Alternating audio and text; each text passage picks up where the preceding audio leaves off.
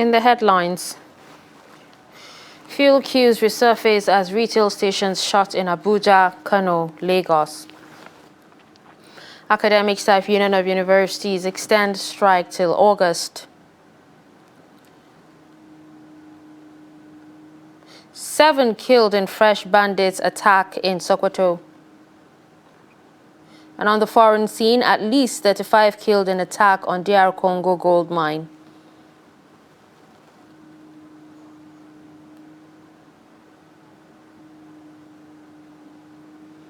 Hello and welcome to Trust News Update. I'm Dashan Hussaina Usman.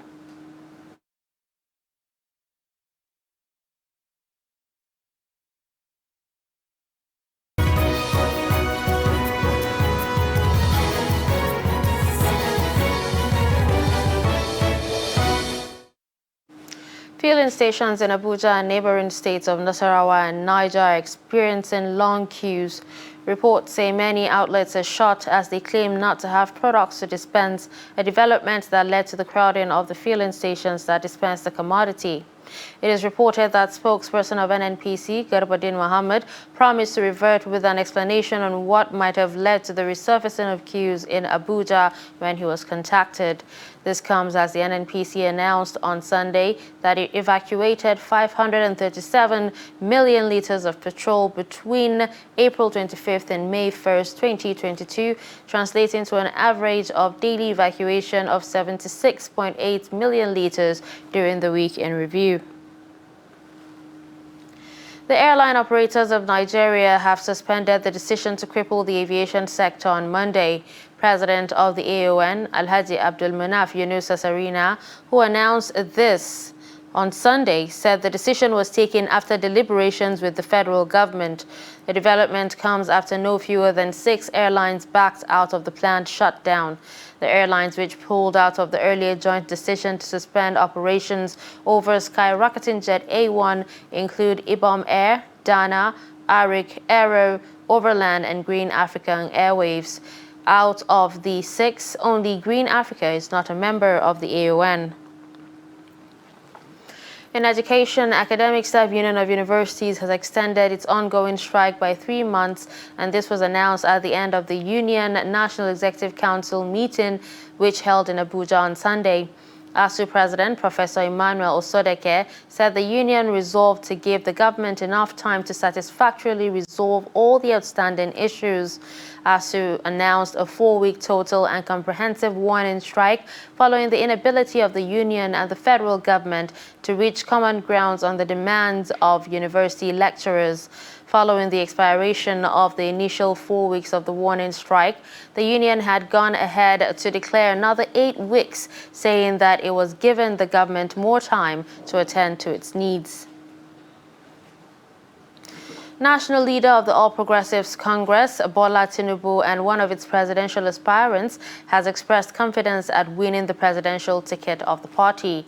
Tinubu stated this shortly after he interacted with delegates of the party in Jalingo, Taraba State on Sunday. He explained that his chances of winning the presidential ticket of APC were on a very high side due to his political pedigree. Tinubu, in his response to the option of consensus arrangement by the party, said he preferred a process of democracy to choose who becomes the APC flag bearer. Former Senate President Bukola Saraki has urged delegates of the People's Democratic Party in Kaduna State to rally behind an aspirant who is courageous enough to stand for Nigeria and one who has shown that he will put the country's interests before his personal interests. Senator Saraki, who spoke in Kaduna, stressed that he fits the profile, pointing out that he had been chased, hunted by the present government, but had to stand firm for the country.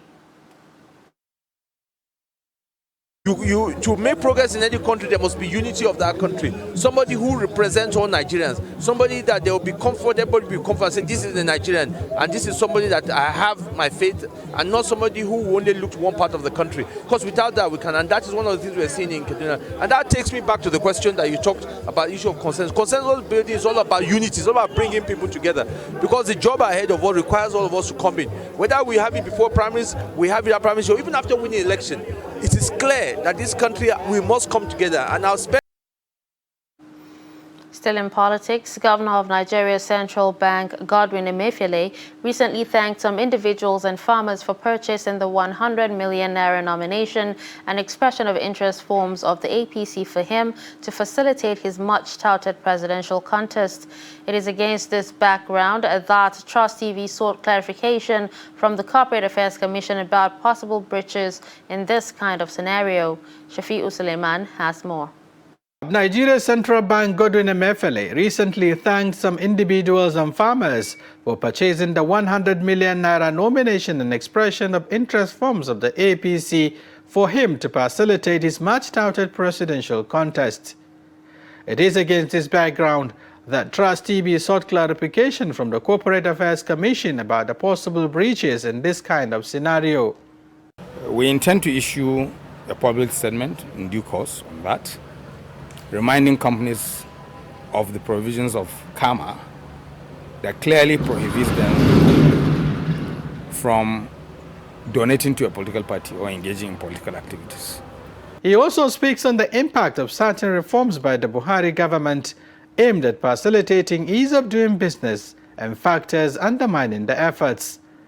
When you have double-digit interest, it's difficult to operate a business because how many people have the capital to start a business? A lot of people rely on loans. You have two sources of funding your business. It's either the equity contribution or loan. In most cases, equity contribution is hardly sufficient.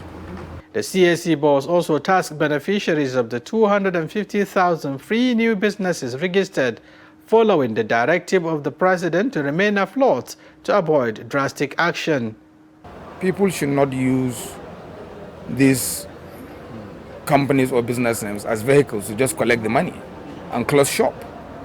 They should actually engage in these businesses. And I believe the various agencies and authorities responsible for giving these interventions have institutionalized measures for continuous monitoring of these entities.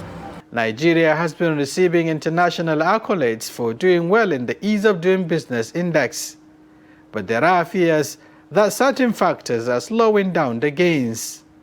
These factors include epileptic power supply, double-digit interest rate, and escalating insecurity. Shafi'u Suleiman, Trust TV News, Abuja. Apathy in elections tends to undervalue democratic process, signifying mistrust in political institutions, thereby enthroning unaccountable leadership. A political scientist, Federal University of Kashere and Gombe State, Dr. Babayo Sule, made the comment during a sensitization lecture on the importance of voting during elections. Ibrahim Ismail reports. Dr. Babayo, who spoke during a sensitization lecture on the importance of obtaining permanent voters' card, warned Nigerians against boycotting the 2023 elections, where he said participating in the electoral process will give citizens power to choose good leaders who will govern their affairs. The foolish among us are the ones who are causing us ill choice when it comes to voting. Because by abstaining from voting, it's as good as you are giving opportunity to maybe candidates that are not credible. So therefore, if you have that at the back of your mind, rest assured that that change that you are looking for, that betterment of life that you are looking for, that improved standard of living, you will never achieve that because you cannot sit down without participating in the poll. In fact, not only voting, we are urging people to vote and to follow the political and governance process by making sure that you pressurize the leaders to do the needful. What if you say you are not going to vote? You are harming yourself. Dr. Babayo said the more voters there are, the harder it is for bad actors to taint the democratic process with violence, suppression, vote buying, or ballot box snatching. He then advised Nigerians to wake up to their responsibilities by voting. Some stakeholders speak. Actually, the issue of zoning or whatever you call it is not what we want now. What we want is somebody who is capable, who has the capacity, irrespective of zone, region, state, tribe, religion, or whatever background. We are clamoring for a better candidate, a person that can deliver. They attributed some of the myriad of problems Nigeria is facing to bad leadership, which has produced trust deficit among the electorates. From Gombe, Ibrahim Ismail reporting for for Trust TV. You're watching Trust News Update. Coming up after the break. People with albinism seek help from federal government. Do stay with us. Every patriotic Nigerian should hear this. Any politician who means well for the people will never allow themselves or their supporters to engage in any violent, destructive activities. No politician who truly wants to serve the people and develop the nation will encourage his followers to destroy properties or take human lives before, during, or after the elections. The Nigerian public must watch out for these traits and isolate any politician who encourages supporters to engage in violence. No genuine politician or patriot will cause trouble and seek to destroy the very society which they aspire to lead or develop. Politicians who have the good of the people at heart will not allow themselves or their followers to engage in violence, destruction of properties, and then taking of lives. Be vigilant. By their words you shall know them. Shun violence. Stay away from politicians who want you to do so. Let's join hands to make the 2023 elections peaceful. This message is from the National Orientation Agency, NORA.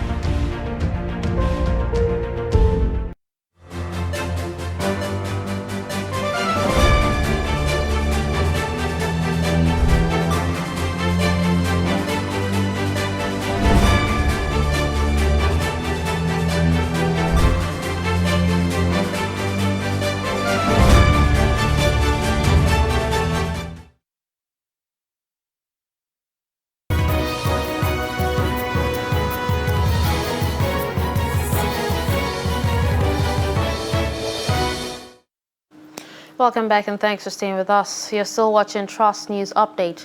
Let's take a look at some of our top stories.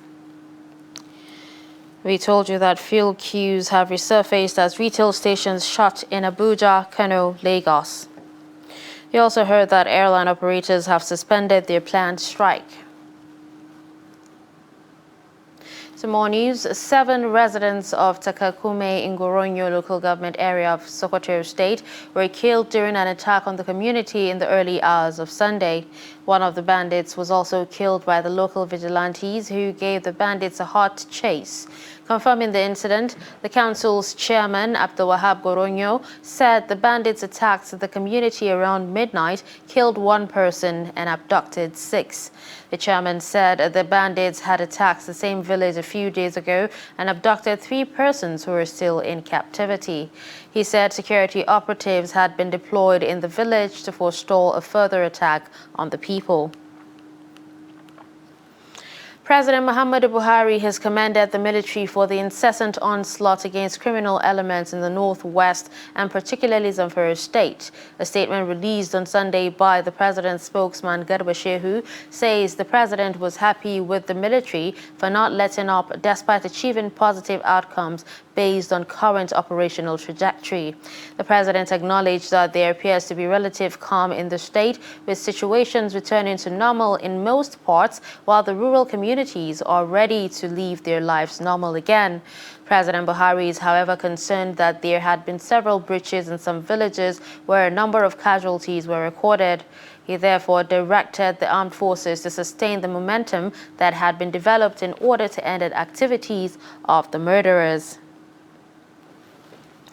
In health, the Albino Foundation says at least 3 people living with albinism die monthly in the country due to skin cancer from heat rays. The founder of the foundation, Jake Akbale, made the disclosure in an interview with Trust TV. He said no fewer than 4 million out of over 27 million Nigerians with some form of disability are currently struggling with one or more forms of diseases, including the dreaded skin cancer. The report. Public health problem in Nigeria and other parts of the world. About 3 people die every month as a result of this ailment in Nigeria.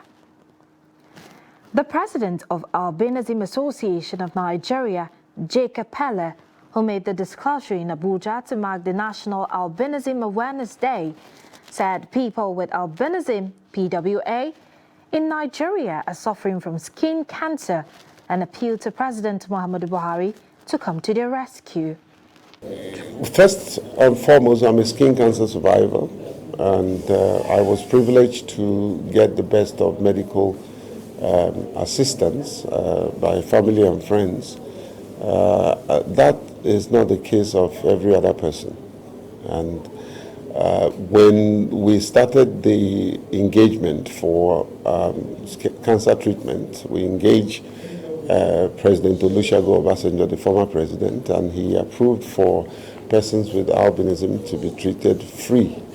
The subsequent administration took that up and continued, and then the administration before then, which is Goodluck Jonathan, also took it up and continued. When the Buhari administration came into being, they initially toned it down, and a bit of pressure, they reinstated it and eventually toned it down. Apele also urged the president to approve the inclusion of skin cancer care in the scope of the current Cancer Health Fund, which only takes care of breast, cervical, and prostate cancer. The interesting thing is, every person with albinism is susceptible to skin cancer. So you can imagine the millions of people that we have with albinism that is likely to have the disease. And on the average, 3 persons with albinism every month as a result. And so that is where we are, and that is the reason for the clarion call, and also include skin cancer as part of the Presidential Intervention Fund. There is a Presidential Intervention Fund for 2 types of cancer. He specifically said the government should review the previous administration's skin cancer intervention program for PWAs by setting up the requisite policy instruments that would make it functional and sustainable. Martia Umar, Trust TV News, Abuja. The Peace Ambassador Center for Humanitarian Aid and Empowerment has signed a memorandum of understanding with Northeast Connect to build the capacities of 7 NGOs and CBOs in Borno State. The capacity building project will help strengthen efficient and effective civil society organization in the state. The report. This 7-month project aims to enhance knowledge base and develop effective civil society organizations as first respondents in building resilience among communities vulnerable to violent extremist infiltration and conflict. 7 civil organizations and community-based organizations will be trained on proposal development, program implementation, resource mobilization, project management, monitoring, and evaluation. Organization, we want to mentor small organizations so that they can be able to go and serve their communities, because the international organizations that are here will one day go, and once they will go with their knowledge, with their expertise. So we want to mentor people so that they can continue serving their communities, so they can be a voice to the voiceless. It's when you build the capacity of these local community organizations, they can be able to serve their community better, as they can represent the interests of their community rather than allowing somebody from outside to come and speak on their behalf. The platform will also be an avenue to identify and improve the technical and operational capacity of allies of civil society organizations and community-based organizations in Borno State. Participants said they are ready to give their best and enhance their knowledge for effective service delivery. Technically, I have a lot of places to improve myself, and just from the introduction we had, I learned that someone cannot know everything. Despite your knowledge and all, the gaps that are opened, like impartiality, some people are depressed, trauma and all that. I believe after this project, these gaps will be closed and we'll have a lot of success stories. For you to be effective in terms of the implementation of the project, you have to be transparent, you have to be open, you have to be committed, and you have to have passion for that particular thing. Then the rest is the story. The participants will be engaged in one-on-one training and and organizational capacity building. 2 pregnant women are among drug traffickers arrested by operatives of the National Drug Law Enforcement Agency at the Murtala Mohammed International Airport, Ikeja, Lagos, for attempting to import and export illicit drugs through the airport in the last week. Also in the week, the NDLEA says it intercepted a large consignment of drugs in Kaduna, Yobe, and Plateau. The report. First to enter the agency's dragnet is a Brazilian returnee, Warrior Philip Chikwendu, who was arrested on Tuesday, May 3rd, during an inward clearance of passengers on Qatar Airways flight from Sao Paulo, Brazil, en route Doha to Lagos. During a search of his luggage, 2 parcels of cocaine were discovered concealed in a pair of brown slippers hidden in his oxblood backpack. A further search of the pair of black slippers worn by the suspect also led to the recovery of 2 additional parcels of cocaine built into the soles of his footwear, bringing the total to 4 parcels weighing 800 grams. Nwore, who claimed to be a barber in Sao Paulo, said he came to Nigeria for the burial of his father. He confessed that he decided to get into the act because his trip was sponsored by his Brazil-based friend, who gave him the drug to deliver to Lagos for a fee of 2 million naira. The NDLEA operatives at the Sako export shed of the airport also arrested Shola Ogurinde and a pregnant woman, Mrs. Sheung Babatunde, for exporting illicit alcoholic beverages, while another pregnant woman, Mrs. Gloria Asibo, was arrested while trying to traffic over 300 tablets of tramadol to Turkey.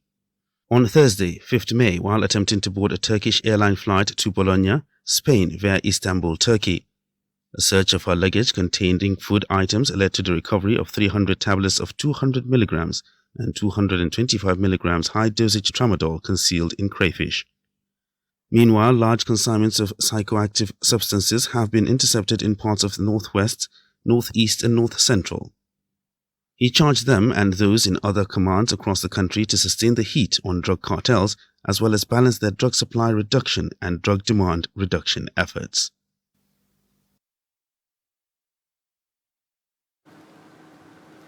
Away from Nigeria, Economic Community of West African States Community Court of Justice will hold an international conference from Monday in Praia, Cape Verde, on strengthening regional integration with the implementation of an effective justice system. The 4-day conference will be jointly hosted by the government of Cape Verde with the theme ECOWAS Integration Model, the legal implications of regionalism, sovereignty, and supranationalism. A panel of discussants consisting of jurists and scholars from ECOWAS member states, ECOWAS institutions, and international organizations are expected to interrogate various aspects of the ECOWAS integration model under the 7 sub-themes of the conference. Local official of the rural Mungwalu settlement in Njugu, Ituri, Jean-Pierre Bilikinsinde, said the Codeco militia had carried out the attack on the artisanal mine.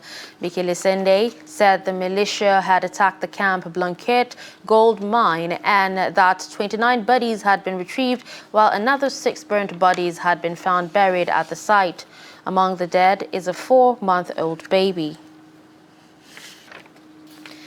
And finally, in sports, the concluding matches of the match day 27 of the Nigerian Professional Football League were held on Sunday when Rivers United mauled MFM FC with unreplied goals. Esson Nelson gave Rivers United the lead against MFM FC in the 17th minute before Chijoke Akuneto completed his brace, while George Akpabio and Ishak Rafiu sealed the game with the 4th and 5th goals. 2 goals in 6 minutes from Jerry Eze and Awali Ali ensured that Kano Pillars secured a 2-1 win after Samad Kadiri gave Kwara United an early lead in Ibadan. Shooting Stars defeated Niger Tornadoes by a lone goal, courtesy Moses Omodumeke's 7th minute strike. And with that, we've come to the end of Trust News Update. Don't forget to follow us across all our social media platforms. I'm Dashan Husseina Usman. Thanks for watching.